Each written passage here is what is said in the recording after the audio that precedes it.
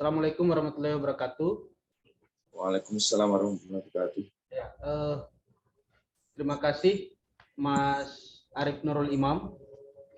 Jadi malam ini teman-teman Sobat Cangkir Opini kita virtual Zoom dengan Mas Arif Nurul Imam. Jadi kita akan membahas terkait dengan potret politik dalam Pilpres 2024. Nah, sebelumnya kami perkenalkan diri dulu, Mas. Jadi saya Randi dan ini Zaki. Mas Zaki. Mas Zaki ini selaku yang direkturnya Cangkir Opini. Jadi direktur Cangkir Opini. Jadi kami membentuk Cangkir Opini itu dari tahun 2020. Iya. 2020 kami bentuk Cangkir Opini ketika waktu itu kami di IMM DPD Jawa Timur karena pandemi kami bikin Cangkir Opini. Nah, ini program baru Mas di Cangkir Opini. Jadi ini program baru namanya Opini Voters. Jadi kita akan membahas terkait dengan isu-isu politik nanti. Karena ini kan sudah mau memasuki tahun politik ya, politik menjelang 2024. Bahkan kemarin sudah ada yang start duluan itu untuk mendeklarasikan calon pilpresnya, yaitu Partai Nasdem. Nah, dan sempat ramai kan dibicarakan di berbagai macam platform media, baik di TV maupun di YouTube. Nah, teman-teman Sobat Opini, saya perkenalkan dulu. Mas Arif Nurul Imam ini adalah pengamat politik ya. Jadi kita akan berdiskusi dengan beliau terkait dengan potret politik dalam Pilpres 2024. Nah, mungkin dari Mas Zaki ada yang ingin disampaikan sebelum kita masuk ke diskusi kita malam hari ini? Langsung saja, eksekusi. Langsung saja ya. Iya Mas, jadi ini kan baru 2022 ini. Baru 2022 dan sudah ramai di mana-mana ini sudah ramai. Orang sudah mulai manasin mesin. Terutama dari Nasdem ya. Partai Nasdem itu kayaknya sudah start duluan dengan mencalonkan Anies Baswedan sebagai calon presiden dari Partai Nasdem. Sama PSI juga. Dan PSI mencalonkan Ganjar Pranowo. Walaupun memang dibilang di mana-mana bahwa PSI itu masih partai yang baru muncul dan sudah mencalonkan Ganjar Pranowo, dan kalau yang saya lihat di media itu PDIP belum merestui itu, kayak gitu. Nah, bagaimana pandangan Mas Arif dalam melihat potret politik di 2024 dari hari ini, misalkan dari 2022 ini? Oke, terima kasih sebelumnya. Assalamualaikum warahmatullahi wabarakatuh. Waalaikumsalam. Selamat malam bagi teman-teman dari Cangkir Kopi. Cangkir Tahun 2002 adalah tahun tahapan politik sudah dimulai, di mana proses pendaftaran dan verifikasi partai telah dilakukan. Karena itu tidak mengherankan jika kemudian gema Pilpres juga mulai menggeliat, partai politik juga melakukan konsolidasi, kelompok-kelompok relawan juga mulai menggalang dukungan. Paling tidak dalam melihat Pilpres ini ada beberapa indikator yang bisa kita lihat bagaimana poros koalisi yang akan terbentuk di Pilpres 2024. Kira-kira ada berapa poros politik yang akan mengusung dalam Pilpres ke depan. Kedua, kombinasi pasangan calon, tokoh yang diusung dan kemudian diduetkan dengan siapa juga saya kira ini akan menjadi menarik, menjadi tarik ulur kepentingan antar kandidat dan partai politik. Nah, kita tahu kemarin Nasdem itu deklarasi Anies Baswedan juga sebagai bagian untuk menjadi yang pertama menjadi inisiator pengusung calon presiden. Faktor variabel lainnya saya kira soal tipologi pemilih. Kalau kemudian sudah dapat dukungan partai, tokohnya siapa, kemudian menyasar pemilih, kira-kira potensi dipilih dari basis pemilih apa. Terus faktor lainnya yang saya lihat, kingmaker juga akan sangat menentukan dalam pembentukan poros politik dan kombinasi paslon pilpres dan pilpres, kombinasi pilpres antara capres dan cawapres. Saya kira ada 4 hal tersebut yang akan menjadi perhatian menarik dalam perhelatan pesta demokrasi pemilihan presiden ke depan. Kita ulas langsung atau kasih pengantar, Mas? Ya, bisa kasih pengantar, bisa langsung. Ya, kayaknya Atau perlu pengantar kayaknya. Pengantar sedikit. Kalau kemudian kita bicara ada 4 variabel tadi, kita bicara pertama poros koalisi. Kalau dalam telaah pengamatan saya, Pilpres ini kemungkinan terbesar ada 3 poros politik, meskipun secara potensi hari ini masih bisa 4 poros koalisi, dengan catatan ketika PDIP mengusung secara mandiri. Karena PDIP adalah satu-satunya partai yang bisa mengusung capres dan cawapres tanpa berkoalisi dengan partai lain. Dalam konteks pembangunan poros politik ini tentu peran kingmaker ini sangat menentukan bagaimana partai A berkoalisi dengan partai B atau sebaliknya, terus sosok siapa yang akan diusung. Kita lihat misalnya poros Nasdem yang diinisiasi partai Nasdem, ini kita lihat kingmaker-nya ada Pak Surya Paloh, ada Pak Yusuf Kalla, dan Pak SBY. Meskipun hingga hari ini belum terjadi kesepakatan politik, tetapi tanda-tanda arah koalisi itu makin kuat, terutama ketika kingmaker ini sudah sepakat untuk mengusung atau berkoalisi. Kedua, soal kombinasi pasangan calon presiden. Setelah kemudian poros koalisi terbentuk, tentu ada tokoh siapa yang mau diusung, dan kira-kira tokoh itu diduetkan dengan siapa yang memiliki potensi kemenangan paling tinggi. Kalau dari survei, termasuk survei saya di bulan Februari, itu kombinasi harapan pemilih dari sisi latar belakang itu militer dengan sipil merupakan harapan paling banyak oleh pemilih Indonesia. Termasuk Litbang Kompas beberapa bulan lalu, itu mirip dengan hasil survei saya.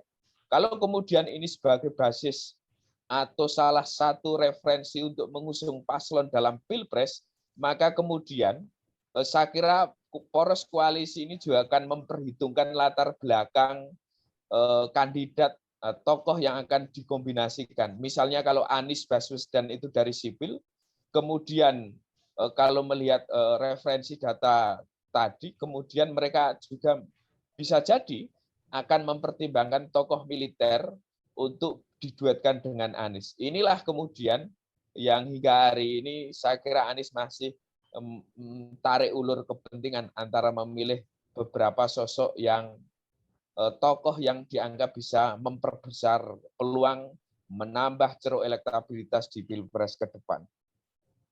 Ketiga, faktor lainnya adalah pemilih.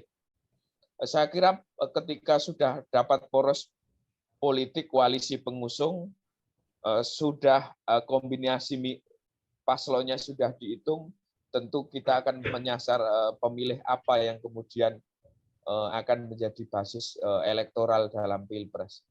Tentu pemilih ini amat beragam, tetapi kemudian beberapa isu-isu utama, misal Jawa, non-Jawa, terus sipil militer juga saya kira akan masih menjadi pertimbangan dalam Pilpres ke depan. Atau nasionalis santri juga masih menjadi pertimbangan. Tetapi satu hal lagi yang saya kira akan menjadi faktor penting dalam Pilpres ke depan terkait pemilih adalah kelompok pemilih muda, generasi Z dan generasi milenial, di mana hari ini data yang ada sebanyak 50 sekian persen, dan di pemilu 2024 ada 60% itu pemilih muda. Inilah lumbung suara terbesar dalam pemilu ke depan, termasuk Pilpres, yang akan memberi kontribusi signifikan atau menjadi bandul politik siapa yang akan menjadi peraih pemenangan. ketika dia bisa mendekati dan meyakinkan pemilih milenial, tentu ini akan menjadi bandul politik dan akan menentukan peta politik ke depan.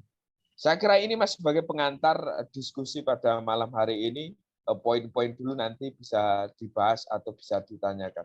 Waktu saya kembalikan ke moderator. Oke, mungkin dari Mas Zaki ingin Ya, menyampaikan.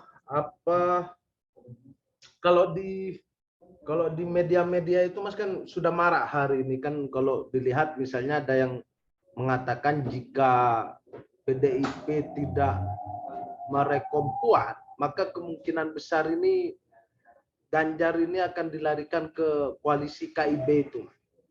Koalisi KIB. Yang mencuat itu kan nanti akan dipasangkan dengan Erlangga Hartarto, terus ada yang mengatakan Ganjar akan dipasangkan dengan Erick Thohir. Nah kalau misalnya ini terjadi, Mas, kemungkinan besar nanti di Pilpres 2024 ini kan ada empat pasangan calon ini. Bisa jadi misalnya kalau Gerindra sama PKB ada Prabowo dan Caimin, terus Nasdem misalnya, nanti ada Anies dan Andika misalnya, yang elektabilitasnya mengalahkan AHY untuk dipasangkan dengan Anies Baswedan. Nanti KIB ada Ganjar dan PDIP Puan Maharani. Nah potensi ini menurut Mas Arief gimana? Karena sampai hari ini rasa-rasanya PDIP ini tetap mempertahankan terah Soekarno, begitu. Terkesan seperti itu. Oke. Iya, memang untuk Ganjar sebagai kader PDIP mengalami dilema di mana dia dijalankan oleh partai di luar PDIP. Sebagai kader PDIP tentu ini menjadi dilema karena di PDIP sendiri hingga hari ini belum ada keputusan siapa yang akan diusung. Bahkan di internal PDIP terjadi semacam friksi politik antara pendukung Puan Maharani selaku politisi PDIP dan Ganjar Pranowo. Inilah yang kemudian PDIP juga masih melihat perkembangan situasi politik berikutnya. Apakah kemudian akan mengusung Ganjar Pranowo atau Puan Maharani, tentu masih bisa kita lihat hingga bulan-bulan Februari. Kalau kemudian misalnya Ganjar Pranowo diusung dengan KIB, Koalisi Indonesia Bersatu yang berisi Golkar, P3, dan PAN, itu juga masih spekulatif dan kemungkinan ada, tetapi saya kira belum fix. Karena KIB ini juga masih rentan untuk pecah. Kenapa rentan pecah? Seperti yang saya sampaikan di beberapa media nasional, sebelum ada kandidat tokoh yang fix diusung, KIB ini memiliki kepentingan yang berbeda.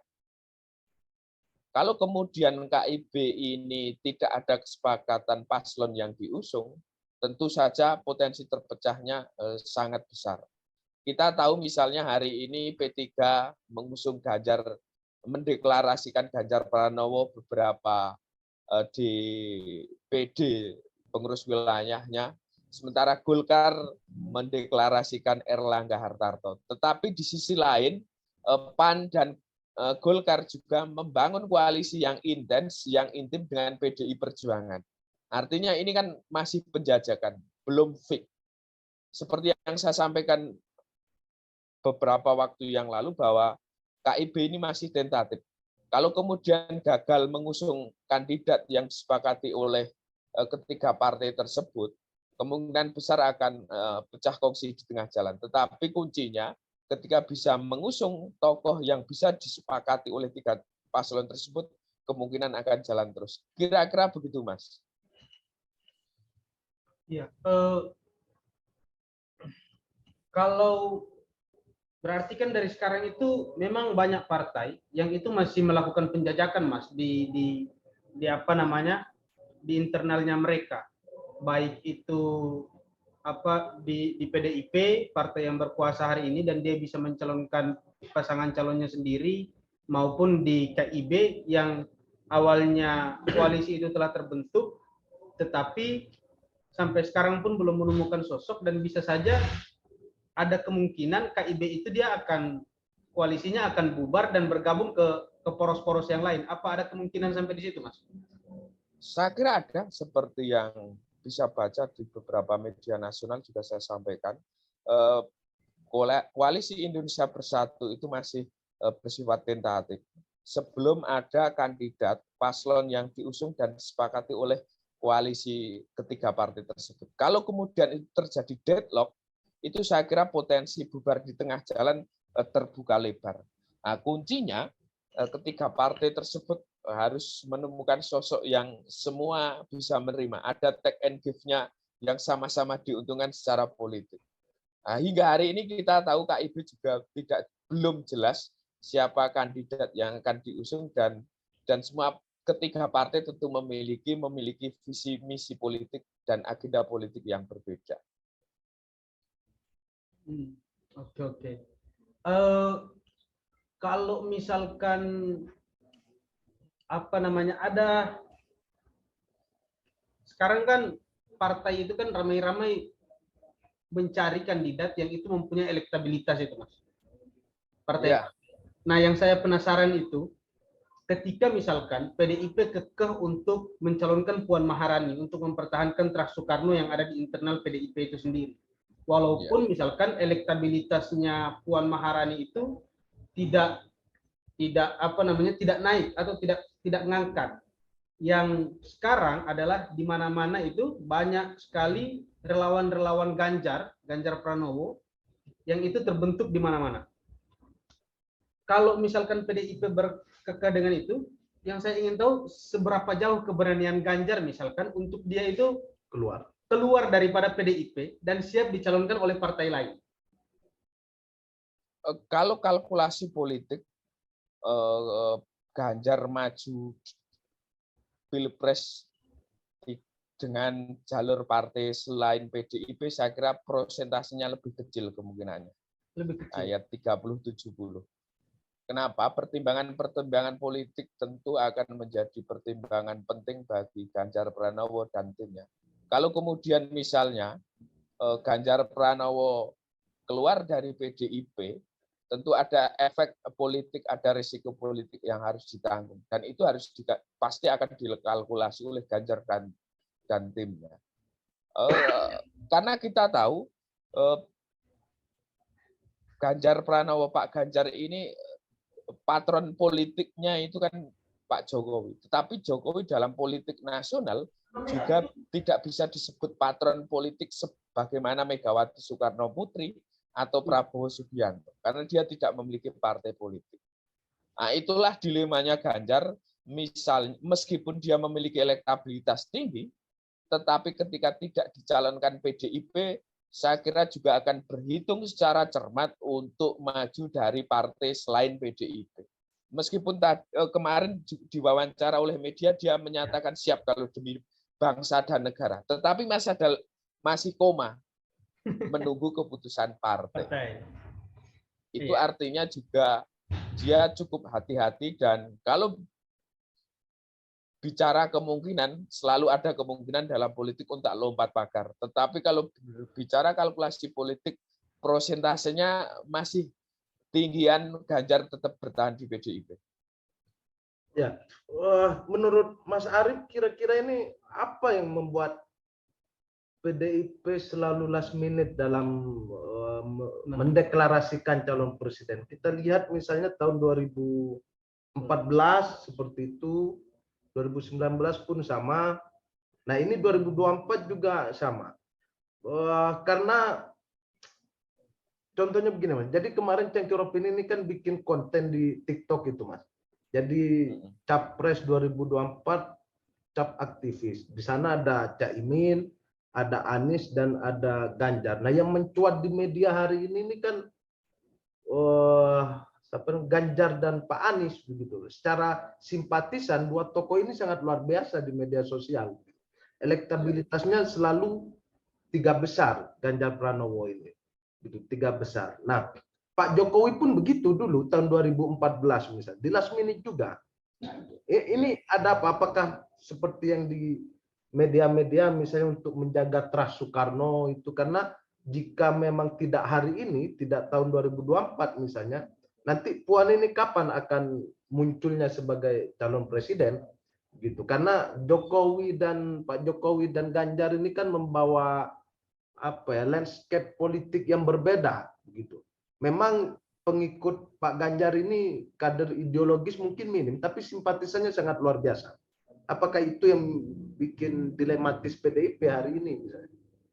Ya, saya kira kenapa di PDIP selalu last minute, detik-detik akhir mengumumkan capres, saya kira ada banyak pertimbangan politik. Pertama, PDIP itu partai pemenang pemilu, sehingga dia merasa pede dengan kekuatan politiknya, power politiknya, apalagi PDIP bisa mengusung secara mandiri.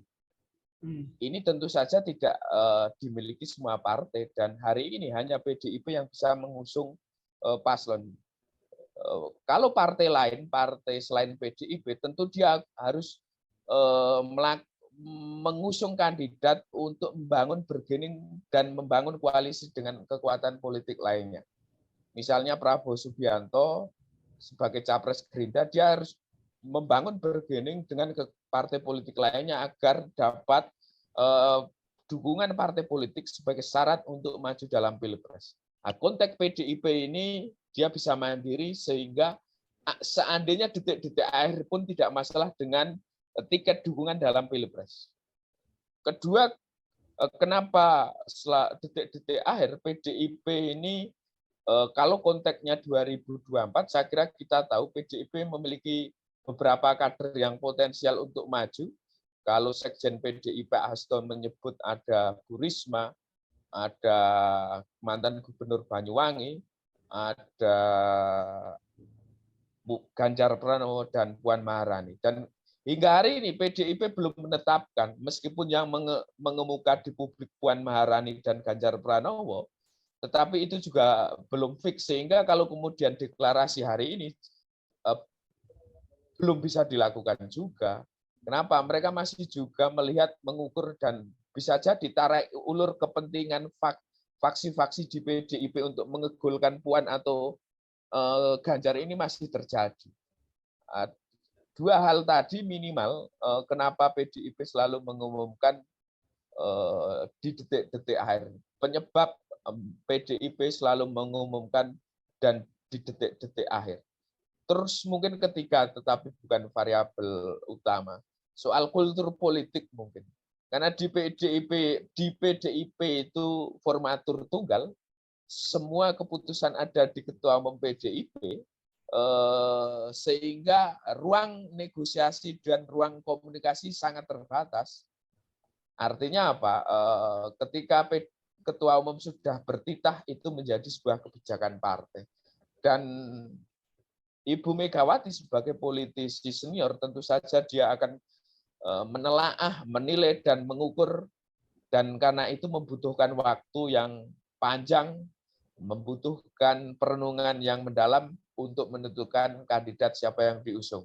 Misalnya Jokowi di 2014, sejatinya Ibu Mega kan juga pengen maju, tetapi kemudian perenungan dan kalkulasi politik akhirnya diserahkan ke Pak Jokowi. Tetapi konteks 2024 ini agak berbeda saya kira. Karena 2024 ini PDIP saya kira akan melakukan regenerasi politik di tubuh internal PDIP. Sehingga proyeksi untuk mendudukkan trust Soekarno dalam kepemimpinan nasional juga sangat besar ketimbang misalnya di 2014. Kalau kemudian di 2014 Puan Maharani tidak disokong, memang belum disiapkan. Tetapi saya kira untuk 2024 ini telah diproyeksikan untuk menjadi pemimpin di level nasional. Itu perbedaan antara konteks 2014 dengan 2024. Kira-kira begitu, Mas. Walaupun misalkan elektabilitas Puan Maharani tidak ngangkat gitu Pak ya, Mas Arief. Jadi berarti PDIP pasti untuk mendudukan trust Soekarno itu tetap akan nekat begitu ya. Karena saya pernah berdiskusi sama salah seorang dosen saya itu, beliau berkata begini, PDIP itu adalah partai yang mereka terbiasa untuk puasa lama dalam kekuasaan. Yang penting adalah terah Soekarno di dalam internal PDIP itu tidak hilang. Karena kan habis ini bisa saja Megawati akan pensiun, dan yang tersisa di terah Soekarno di PDIP itu tinggal Puan Maharani, seperti itu.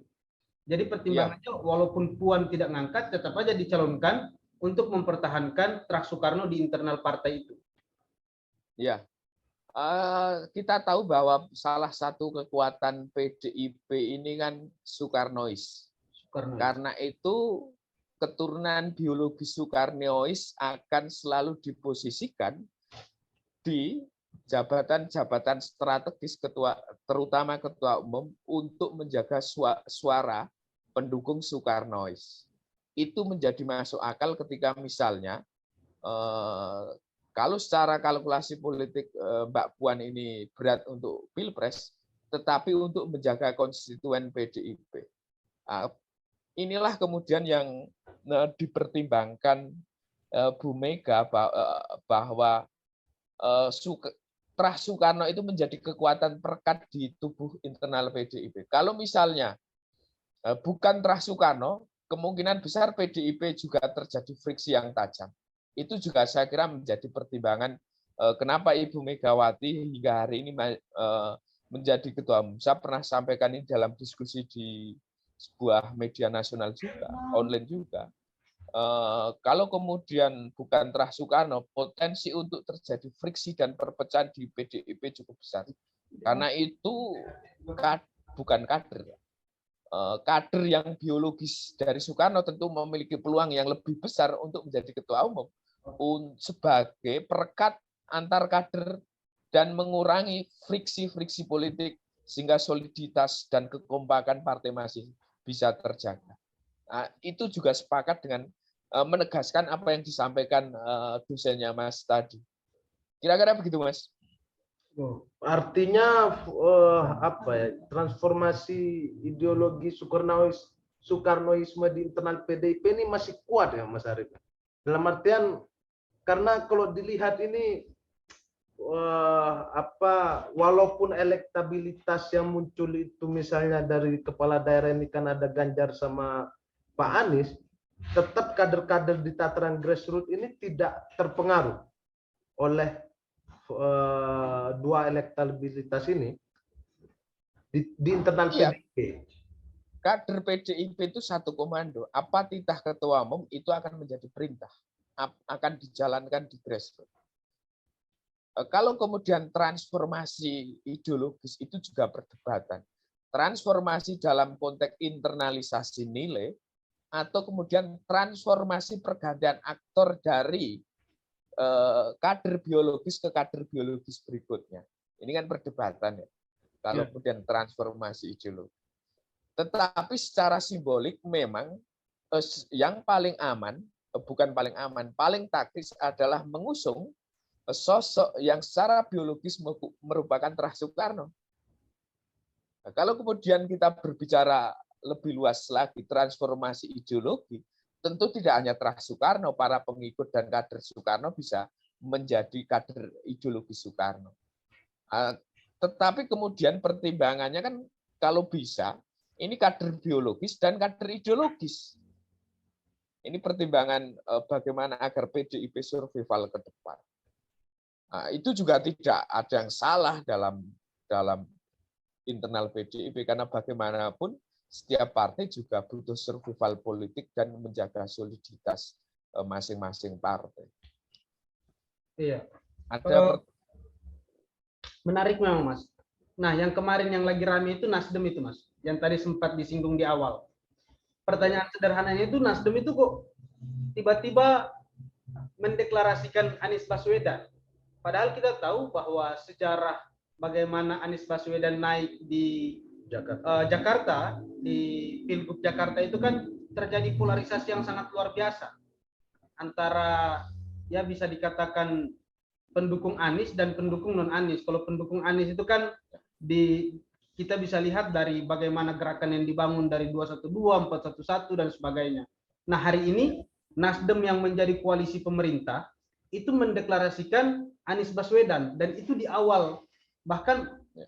baru di tahun 2022 Nasdem sudah tancap gas. Ini Ya.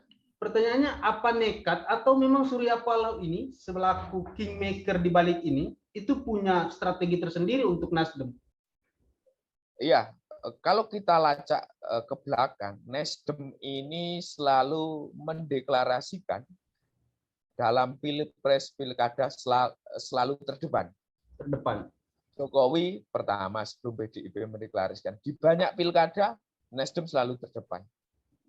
Ini soal kultur dan gaya politik, bahkan termasuk strategi politik, yang bisa kita lihat strategi ini berhasil karena Nasdem menjadi partai menengah meskipun baru berdiri ikut pemilu dua pemilu ya, 2 atau 3 pemilu. Nah, kita lihat misalnya di Pilpres 2014 Nasdem juga mendeklarasikan Jokowi itu termasuk yang pertama di Pilkada Jawa Barat juga yang pertama, di beberapa pilkada lain juga yang pertama. Kalau kemudian soal kalkulasi politik Surya Paloh, yang saya lihat begini, Nasdem ingin memperoleh efek ekor jas dengan mengusung Anies Baswedan. Karena kita tahu Anies Baswedan ini di beberapa wilayah Sumatera, Kalimantan, Banten ini memiliki elektabilitas tinggi. Dengan mendeklarasikan pertama, asosiasi masyarakat pemilih itu akan ngomong Anies bawa Nasdem. Sehingga orang yang tertarik dengan Anies akan mendukung Nasdem. Ini soal bagaimana memperoleh keuntungan elektoral atau efek ekor jas dari kenapa harus deklarasi pertama atau tengah atau akhir. Dan Nasdem terbukti sukses dalam soal deklarasi ini dan paling banyak memperoleh efek elektoral. Kita lihat misalnya pemilu 2019 Pilpres, itu kursi yang paling bertambah banyak adalah Nasdem ketimbang PDIP atau Gerindra misalnya. Meskipun itu yang maju bukan kader Nasdem, dia mendeklarasikan Jokowi meskipun dia kader PDIP, tetapi pertambahan kursi terbesar Nasdem bukan PDIP. Ini juga bagian strategi. Saya lihat ini soal strategi bagaimana Pak Surya Paloh memanfaatkan momentum politik untuk meraup keuntungan elektoral bagi Nasdem. Secara politik sah-sah saja, tidak ada yang salah, dan semua partai juga akan melakukan itu, cuma tepat atau tidak. Kalau kemudian misalnya secara elektabilitas Anies ini kan di peringkat 3 ya. Tetapi yang saya lihat prioritas pertama partai politik mengusung adalah bagaimana partai menambah suaranya. Baru prioritas kedua capresnya menang. Syukur dua-duanya menang. Kira-kira begitu, Mas. Oh, apakah nanti Surya Paloh ini nggak khawatir? Kan sudah mulai muncul ini, misalnya apa namanya, Anies ini adalah pelopor politik identitas, Nasdem kok dukung apa politik identitas apa itu, apakah nggak masuk kalkulasi juga moro-moro deklarasi Anies? Karena sekarang itu sudah mulai muncul di media-media itu, Mas. Iya, saya kira kalkulasi pasti ada seperti yang saya sampaikan di beberapa media nasional. Deklarasi Anies ini juga akan potensial memicu imigrasi politik. Artinya pendukung Nasdem lama karena Nasdem itu dicitrakan sebagai partai nasionalis akan hengkang mencari partai baru. Tetapi itu bisa dikonversi ketika pendukung Anies menjadi pendukung Nasdem. Ini belum bisa kita lihat, kemudian masih baru beberapa minggu ini. Tetapi kalau kemudian apakah lebih banyak atau lebih sedikit, tentu kita masih lihat perkembangan. Itu saya kira juga sudah dihitung. Cuma kemudian nanti dinamika politiknya seperti apa, apakah kemudian yang migrasi dan yang masuk itu prosentasenya akan besar di mana. Berarti kemungkinan akan ada terjadi switch ya, Mas Arief? Iya, itu yang saya sampaikan di Tempo atau apa itu. Partai kader Nasdem yang tidak mendukung Anies akan keluar dari Nasdem, dan pendukung Anies yang berada di luar partai Nasdem bisa saja masuk ke dalam. Iya, itu sudah terbukti. Pernyataan saya sehari sebelum Niluh Jentik keluar itu, 2 hari sebelum Niluh Jentik keluar itu saya sampaikan seperti itu di beberapa media nasional. Itu sudah terjadi. Nah, cuma nanti prosentasenya besar mana? Besar yang masuk atau besar keluar? Kalau besar yang masuk, tentu Nasdem akan beruntung secara elektoral. Kalau besar yang keluar, tentu Nasdem rugi. Oke, siap. Nah, selanjutnya ini Mas, mungkin ada satu poros lagi yang ingin saya tanyakan ini Mas. Poros Gerindra PKB. dan PKB. Ini kan menarik sebenarnya karena Prabowo ini sudah berapa kali dia mengikuti kontestasi Pilpres? 3 kali ya. 3 kali ya? Ya. 3 kali kayak gitu. Dan ini angin-anginnya dari Gerindra ini akan menggandeng PKB untuk mendorong Prabowo dan Caimin. Nah, itu bagaimana Mas Arief melihat ini? Kalau kemudian Prabowo berpasangan dengan Caimin, saya kira itu pertimbangan kalkulasi sosiologi politik. Kenapa demikian? Karena kita tahu kekalahan telak Prabowo di 2019 adalah di Jawa Timur. Ya. Karena itu menggandeng PKB, Caimin sebagai ketua umumnya itu menjadi pilihan untuk memenangkan Jawa Timur. Kalau dari sisi ini, maka potensi Prabowo untuk menang akan jauh lebih besar karena bisa memenangkan di Jawa Timur minimal tidak setelah di 2019. Prabowo unggul di Banten, Jakarta, Jawa Barat, tetapi kalah telak di Jawa Timur dan Jawa Tengah. Kalau kemudian pertimbangan ini berlaku dan sukses di 2024, tentu pasangan ini akan potensi untuk memenangkan Pilpres kalau kemudian dari sisi sosiologisnya. Dan itu masuk akal saya kira. Jawa Timur kelahiran Caimin dan basis PKB di sana. Kalau kemudian kemarin itu selisihnya 7 atau 8 juta ya di Jawa Timur.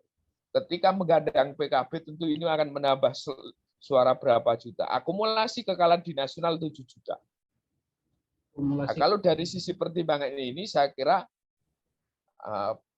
Prabowo dan Caimin potensi juga untuk berpasangan dari sisi syarat dukungan partai maupun dari sisi elektabilitas. Memang ada yang membantah bahwa Caimin tidak jual, tetapi Caimin punya basis tradisional, minimal basis partai pendukung yang loyal dan NU kultural itu. Kalau kemudian bicara elektabilitas. Walaupun misalnya Mas Arief, terkesan hari ini PBNU ini bersitegang dengan PKB. Kan sempat ada muncul di media seperti itu. Misalnya ketika di Banyuwangi PCNU kalau nggak salah ya, deklarasi dukung Caimin langsung ditegur oleh PBNU. Nah ini artinya ini kan nggak masuk kalkulasi juga itu. Bisa-bisa nanti peta berubah di internal Jawa Timur terkait soal basis fanatis NU ini. Kalau kalkulasi pasti dikalkulasi, cuma kemudian sejauh mana dampak dari perseteruan atau komunikasi yang disharmoni komunikasi antara PKB dengan PBNU. Tetapi paling tidak kita lihat misalnya survei online yang digelar oleh salah satu petinggi NU, itu kira-kira siapa kader NU yang layak maju dalam Pilpres, itu tertinggi Caimin. Tertinggi Caimin. Iya. Nah, itu salah satu referensi. Kita tidak tahu secara kuantitatif, tetapi memang kalau misal kita bobot prosentasenya, meskipun sekarang banyak yang mendadak NU, misalnya Menteri BUMN sekarang jadi anggota Banser, itu saya kira warga NU juga bisa mengukur kadar ke-NU-annya. Itu kalau diukur dari itu tentu akan memilih Caimin ketimbang misalnya Erick Thohir. Itu kan contoh ya. Contoh. Itu surveinya Mas Syafiq Ali itu di Twitter itu tertinggi Caimin, terlepas suka dan tidak suka ya. Dan saya memiliki analisa ya spekulatif tetap kalau di grassroots NU ketika ada kader NU yang maju juga akan saya kira akan berbondong-bondong. Tentu tidak akan mutlak 100%, tetapi sebagian besar akan ke sana. Oh, berarti memang kalkulasi itu yang menjadi landasan Prabowo menarik PKB ya Mas ya. Artinya ada Saya kira hitungan di situ. saya kira ini analisa saya, kalau yang tahu kan mereka strategi. Ya. Tapi analisa saya begitu kira-kira. Nah, Karena Jatim itu kemarin kalahnya berapa juta itu. Ketika Ya. PKB masuk, itu kan mengurangi margin itu, iya. margin kekalahan. Misal Jatim bisa selesai, Jateng bisa diselesaikan lagi, Jawa Barat aman, Banten aman, DKI aman, potensinya jauh lebih besar. Oke. Ini Nah. hitungan di atas kertas, tapi lihat juga nanti dinamika politik lawan politiknya. Kalau kemudian di Jatim muncul tokoh yang kuat, misalnya Bukofifa muncul, juga akan terjadi split. Ya, split juga. Iya. Mas Zaki ada ini? Lanjut. Oke. Mas, ini yang muncul ini sosok Anies, sosok Ganjar, terus ada sosok Andika, ada Prabowo, dan Puan Maharani. Ya. Dan masyarakat kita ini masih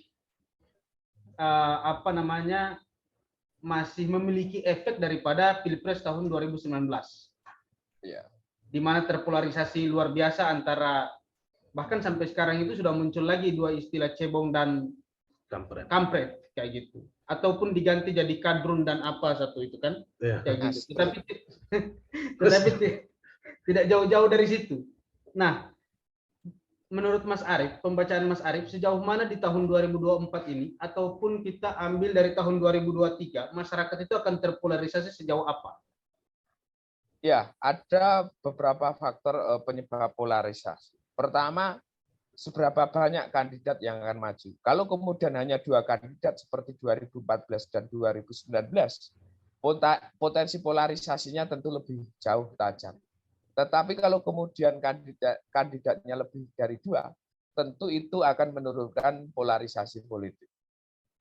Kedua, soal bagaimana para elit ini memiliki kehendak politik, political will untuk menggunakan politik, agitasi politik yang tidak kemudian membelah grassroots.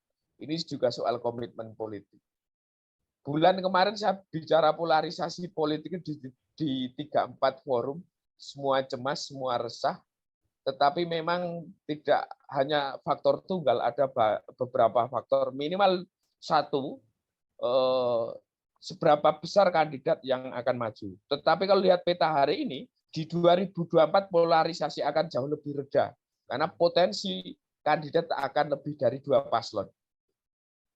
Itu saya kira-kira begitu, Mas. Oh, berarti tidak setajam di 2019 kemarin ya? Ya, ketika calonnya, karena potensi calon kan 3 ke atas ya. Kalau 2 juga kemungkinan sama. Tapi potensi porosnya kan 3 poros minimal, bisa 3 4. poros atau bisa 4. Ya, wah, terus ini Mas, apa fenomena hari ini kan dengan sosok Anies sama Ganjar ini kan mampu memecah dalam tanda kutip beberapa partai politik. Misalnya Ganjar itu deklarasi P3 Banten dan Jakarta. Terus Anies itu ada beberapa P3 itu deklarasi juga, grassroots itu para kiai itu deklarasi Anies Baswedan.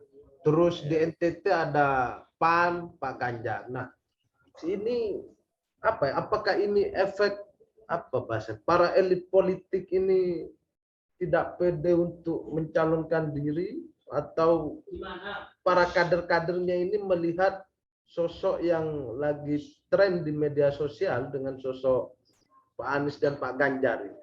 Ini kan semacam ada perubahan. Biasanya kalau yang mau nyalon ya ketua partai, begitu. Kalau yang bukan ketua partai, 50% tidak memiliki modal untuk mencalonkan. Kan bahasanya begitu biasa.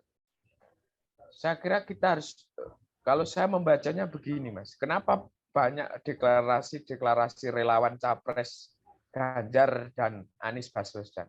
Kita harus lihat kedua tokoh ini tokoh yang tidak memiliki partai atau bukan elitnya partai. Kalau Ganjar Pranowo orang PDIP, tetapi hanya anak kos, bukan pemilik partai, bukan petinggi partai. Sehingga Ganjar Pranowo dan Anies Baswedan harus melakukan melakukan kerja-kerja politik di grassroots untuk mengungkit elektoral, sisi elektabilitas, sekaligus menaikkan bargaining politik di hadapan elit partai agar mereka diusung. Misalnya di PDIP, kalau kemudian gelombang deklarasi itu intens dan masif, tentu itu akan menjadi pertimbangan PDIP dalam mengusung calon presiden. Meskipun tidak signifikan, belum jadi penentu tunggal, tapi itu salah satu pertimbangan. Termasuk Anies Baswedan, misalnya relawan Anies Baswedan gencar melakukan deklarasi dan ekspansi politik. Saya kira salah satu fungsinya adalah untuk menaikkan bargaining agar parpol melirik dan mengusung tokoh yang tidak memiliki partai dalam pilpres. Apa kira-kira faktornya ini, Mas? Kalau menurut Mas Arief, kenapa kok elit partai politik tidak memiliki elektabilitas yang cukup tinggi seperti Anies dan Ganjar selain Pak Prabowo ya? Kalau Pak Prabowo kan tetap masuk 3 besar ya. Yang lainnya kan nggak ada, Mas. Baik Erlangga, terus ya Puan lah sebagai elit politik. Beberapa parpol lainnya kan nggak juga. Ya Kenapa kita tahu lah. Kalau jadi ketua umum partai itu kan dipilih forum terbatas, Ya. bukan publik. Kalau ketokohan itu publik yang menilai. Kamu misalnya maju organisasi di tingkat nasional, kamu cukup dikenal di pengurusan di tingkat kabupaten dan provinsi di seluruh Indonesia. Itu paling 1.000 orang, 2.000 orang paling banyak pemilih suaranya. Ini kan pemilihan dipilih oleh elit. Ketua umum partai itu dipilih oleh elit, kader-kader elit, minimal ketua di tingkat kabupaten atau provinsi.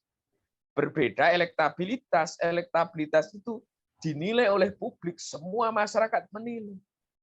Kenapa kemudian ketua umum partai selain Prabowo Subianto tidak memiliki elektabilitas yang tinggi? Karena ketokohan mereka ketokohan internal, bukan ketokohan publik. Berbeda Prabowo Subianto memiliki ketokohan publik dan ketokohan internal sebagai ketua umum partai. Itu konteks perbedaannya. Ya, menarik memang Mas untuk membicarakan 2024 ini karena kayaknya akan ada sesuatu yang baru karena kan Jokowi juga sudah terakhir ya, kan periode kedua kayak gitu sudah terakhir. Dan saya sempat memang kemarin berdiskusi dan mendengar dari teman-teman bahwa memang ada upaya para elit partai politik ini untuk menghilangkan bagaimana dominasi dari PDIP atau Megawati itu sendiri di Pilpres 2024. Sehingga ramai-ramai kemarin itu mereka membuat koalisi seperti KIB dan bagaimana kita lihat juga misalkan di Tower Nasdem itu bergantian orang untuk masuk keluar dari partai PKS, baik itu Demokrat maupun PAN waktu itu.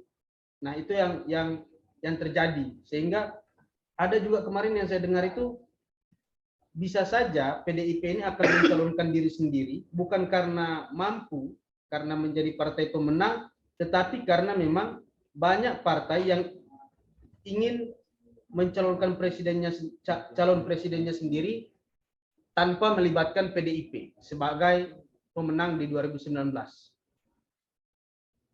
Kira-kira kalau menurut Mas Arief, kemungkinan itu ada apa enggak? Kalau bicara kemungkinan ada, cuma saya kira kecil. Kecil ya. Ada beberapa partai itu juga pengen berkoalisi dengan PDIP. Karena kalau bicara politik praktis, nanti ujungnya adalah realitas politik basisnya.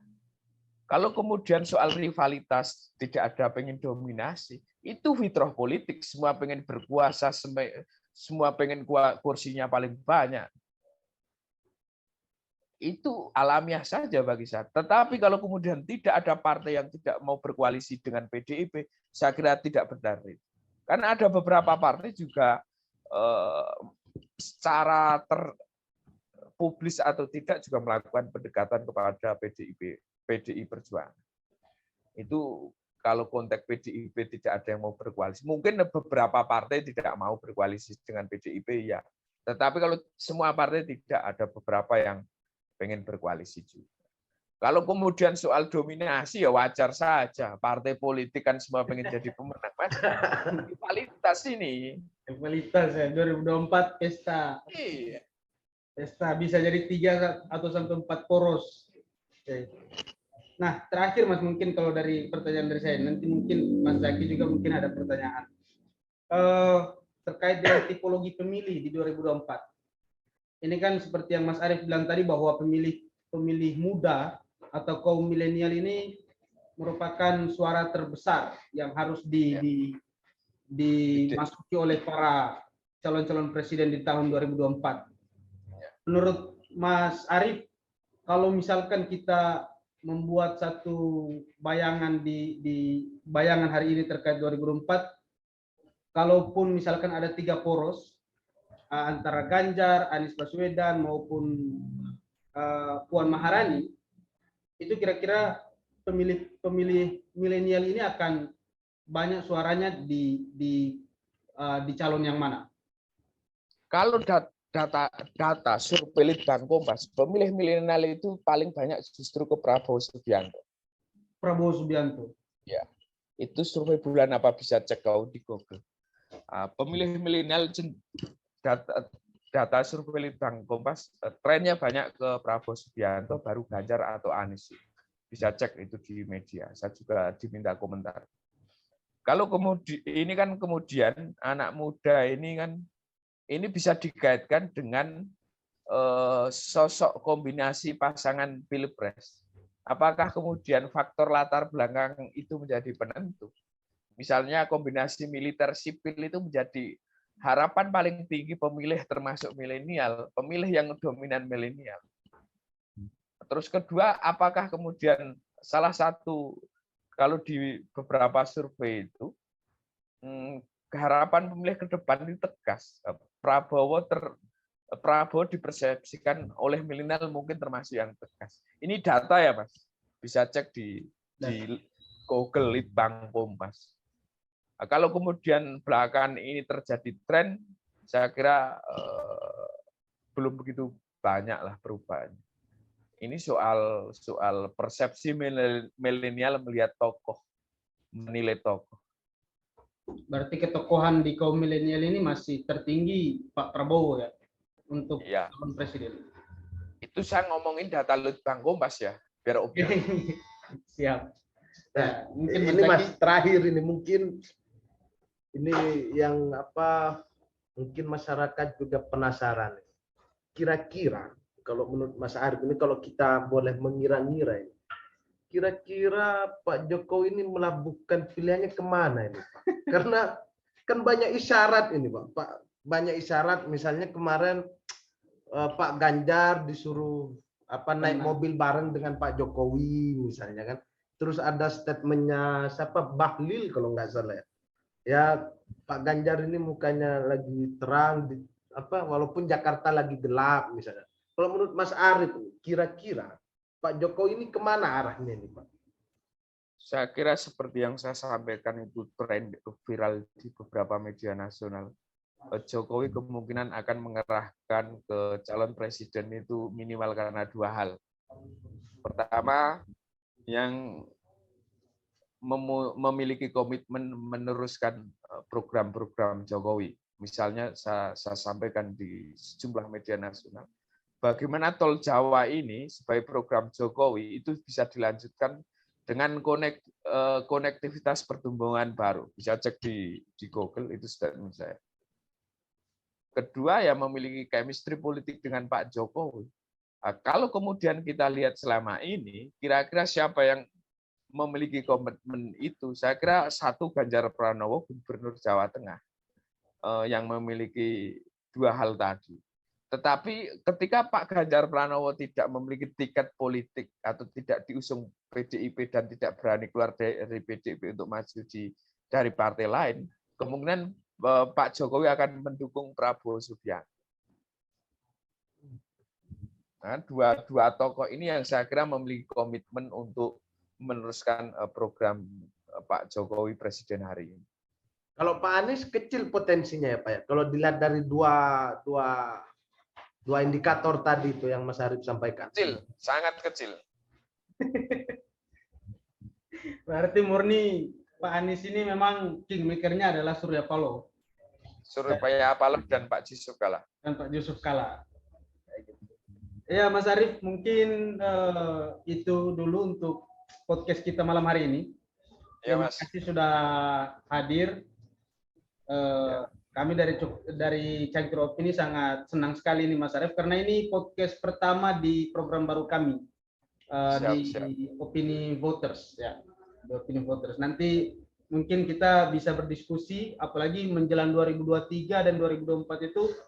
Kalaupun kita bisa ketemu, kita akan podcast tatap muka. Kalaupun enggak, mungkin kita akan Padat ini, Mas. Sudah banyak Udah undangan. banyak Bro. undangan berarti Mas Arief. Jadi kami cukup. Ya, ini minggu ini berapa undangan? Pilpres semua kadang isunya ini terus. Siap Mas Arief, terima kasih banyak. Oke. Ya, mungkin itu dari kami. Bisa ketemu, Mas. Siap, amin, siap. amin. Siap. Terima kasih teman-teman sahabat Cangkir Opini. Nanti silahkan komen, misalkan ada opini dari teman-teman, silahkan komen di kolom komentar untuk kita berdiskusi di sana. Terima kasih sekali lagi, terima kasih Mas Arief telah meluangkan Terima waktu. kasih sama-sama, Mas. Ya, saya akhiri. Wassalamualaikum warahmatullahi wabarakatuh. Waalaikumsalam.